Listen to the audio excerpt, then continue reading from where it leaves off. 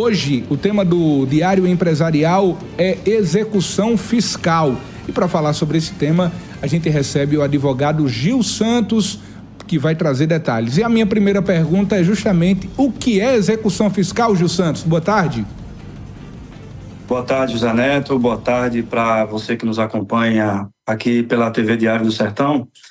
Bom, José Neto, esse tema é um tema bastante sensível aí para todo e qualquer empreendedor. O empreendedor, empresário que sofre uma execução fiscal, ele sabe como é complicada essa situação. E, na realidade, a execução fiscal é o processo pelo qual o fisco ele vai tentar satisfazer a dívida tributária, o crédito tributário em desfavor dessa empresa. Gil, para quem está nos acompanhando agora, pode fazer, inclusive, essa dúvida e esse questionamento. Qual é o prazo, por exemplo, que o fisco ele tem para ingressar com uma execução fiscal?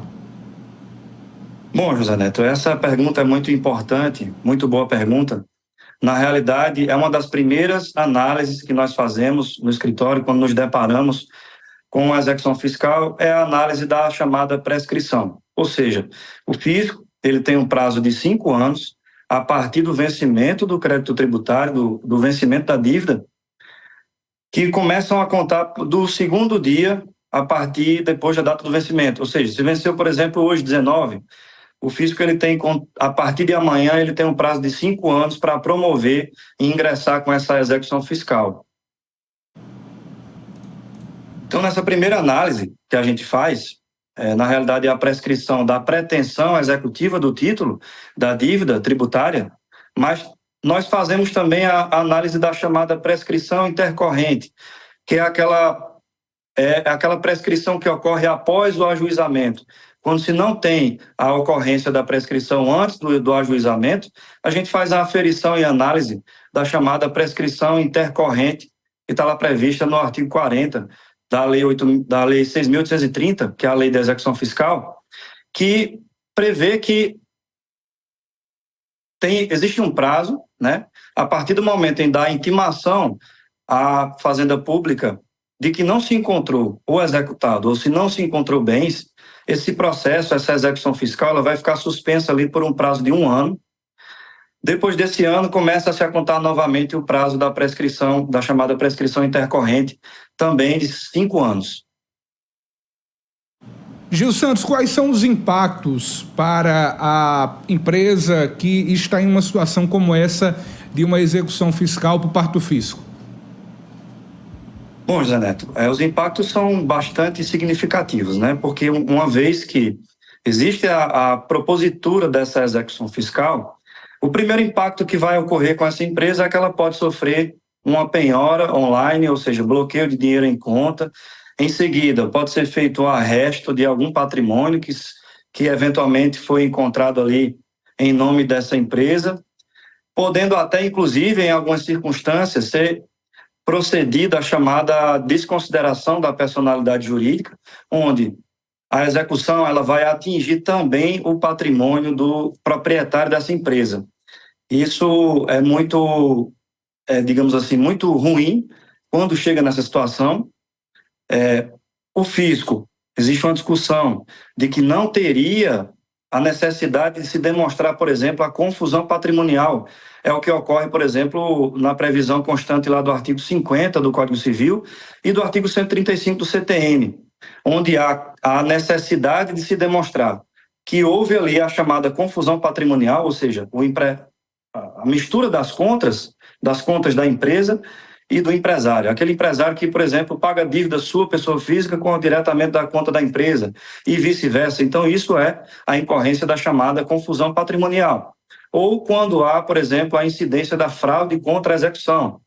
É muito interessante, José Neto, esse ponto, só para chamar a atenção, nós sabemos que a Lei 8.099, ela preserva o bem de família, que é o imóvel que é utilizado para o asilo da família, esse constitui-se um bem impenhorável, né? Nós sabemos disso. Porém, em algumas circunstâncias, essa empenhorabilidade desse bem de família, ela pode ser, inclusive, desconstituída. É o caso, por exemplo, quando há a ocorrência da fraude contra a execução. Ou seja, o empresário, quando ele recebe a notificação, ou a intimação, a carta de citação, que demonstra que ele está sofrendo a execução fiscal, naquele primeiro impulso ele tenta defender seu patrimônio, então ele vai querer vender seus bens, ou seja, alienar o bem de família. E o STJ, nós temos, por exemplo, entendimentos de vários tribunais reconhecendo que essa operação de você tentar defender seu bem de família vendendo pode, inclusive, desconstituir a impenhorabilidade sobre o qual é protegido. Então, é necessário tomar diversos cuidados aí em relação a essas operações aí de alienação de bens quando se já está sofrendo a chamada execução fiscal. Gil Santos, como é que a empresa ela pode agir? Quais são as possibilidades caso uma empresa esteja quase que entrando em uma situação como essa, ou então uma própria empresa que esteja já em uma situação de execução fiscal? O que é que ela pode fazer para reverter a situação ou até mesmo para se defender? Bom, José Neto, é importante ficar sempre atento nessas análises iniciais aí de nulidades. Por exemplo, a primeira avaliação que nós fazemos aqui no escritório é saber se aquela empresa realmente está no polo passivo, ou seja, se ela realmente é devedora. Então, a segunda análise é se o título, ou seja, se a certidão da dívida ativa, se ela preenche todos os requisitos. O processo administrativo tributário é um processo que exige contraditório. Então, muitas vezes, o fisco, ou estadual, municipal ou federal, ele não segue os requisitos daquele processo administrativo tributário e, por isso, portanto, essa certidão da dívida ativa, ela pode ser anulada. Então, essa é a primeira análise que nós fazemos, é se a certidão da dívida ativa respeitou o contraditório e ampla defesa, se ela é válida. Essa é a primeira análise. A segunda análise é a análise da prescrição, como nós já falamos, e uma terceira análise, e eu acho que aqui é muito importante, é quando há, por exemplo, a ocorrência de parcelamento. Muitas vezes o empresário, o empreendedor que está ali no polo passivo, recebe uma execução fiscal, ele tem aquele primeiro impulso de fazer lá um parcelamento.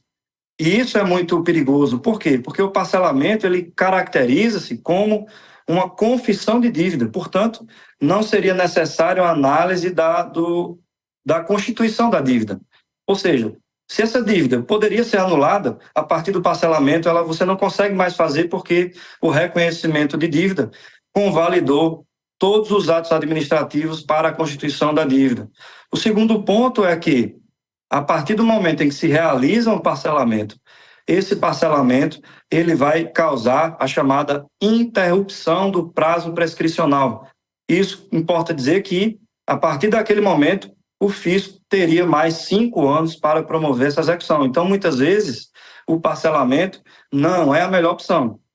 Então, há necessidade de realizar, de fato, um planejamento no aspecto tributário. Muitas vezes não tem o que fazer, Zé Neto. Muitas vezes você não consegue encontrar ali uma tese que vá favorecer esse executado, esse empreendedor que está sofrendo a execução, e nós vamos atuar de forma preventiva, acompanhando os atos executivos, para defender, por exemplo, algum bem que seja impenhorável, como, por exemplo, o bem de família. Muitas vezes o fisco ele vai lá e ele tenta penhorar o único bem, que é o bem utilizado para o asilo e o albergue da família desse executado, e isso não é possível. Nós temos já consolidado, como já falamos, a Lei 8.099 assegura a impenhorabilidade sobre o bem de família, mas não só isso.